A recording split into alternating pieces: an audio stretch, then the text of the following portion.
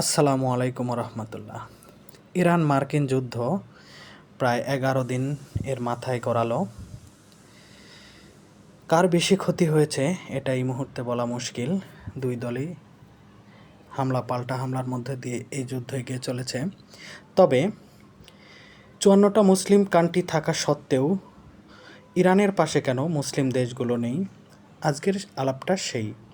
কেন মুসলিম দেশগুলো ইরানকে সাহায্য করছে না তার কয়েকটি কারণ আমরা জানার চেষ্টা করব। প্রথম যে কারণ সেটা হলো জাতীয়তাবাদ। মুসলিম কান্ট্রিগুলোর বেশিরভাগই হলো আরব দেশ, আর ইরানিরা হলো পার্সিয়ান। স্বাভাবিকভাবেই এই আরবরা জাতীয়তাবাদের কারণে পার্সিয়ানদের সাহায্য করে না, অর্থাৎ আরবরা কখনোই পার্সিয়ানদের সাথে বন্ধুত্বপূর্ণ আচরণ বা বন্ধুত্বের হাত বাড়িয়ে দেয়নি। মূল কারণ এখানেই, জাতীয়তাবাদের কারণে কখনোই আরব কান্ট্রিগুলো ইরানকে সাহায্য করবে না। দ্বিতীয় যে কারণ সেটা হলো আধিপত্য বিস্তার। আরবরা সবসময় চায় তাদের আধিপত্য ধরে রাখতে, তাদের খেলাফত ধরে রাখতে, সেই সাথে পার্সিয়ান তথা ইরানিরাও চায় তাদের আধিপত্য, অর্থাৎ মধ্যপ্রাচ্যে আরবরা চায় তাদের আধিপত্য বজায় থাকুক, তারা পুরো মধ্যপ্রাচ্যকে শাসন করবে। এদিকে ইরানিরাও একই, তারাও চায় যে পুরো মধ্যপ্রাচ্যে তাদের অধীনে থাকুক, তাদের অধীনতা বা তাদের শাসন বা রাজত্ব মেনে নিক। কিন্তু আরবরা এই যে বিপরীত মেরুতে অবস্থান করছে আরব এবং ইরান, যার কারণে আরব দেশগুলো বা মুসলিম দেশগুলো ইরানকে সাহায্য করছে না।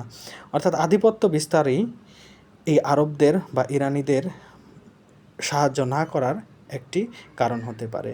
আরও যে কারণ সেটা হলো ধর্মীয়।